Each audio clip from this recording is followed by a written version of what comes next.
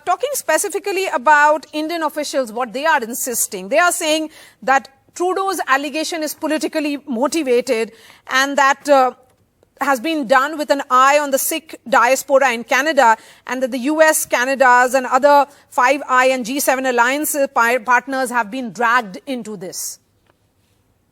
Well, again, a lot depends on the actual veracity of the claims, which remains to be ascertained. But indeed, there's no question that a huge proportion of Canada's foreign policy is unfortunately domestically oriented, whether towards different ethnocultural group interests and narratives, or towards broader Canadian ideological political narratives from the left and from the right.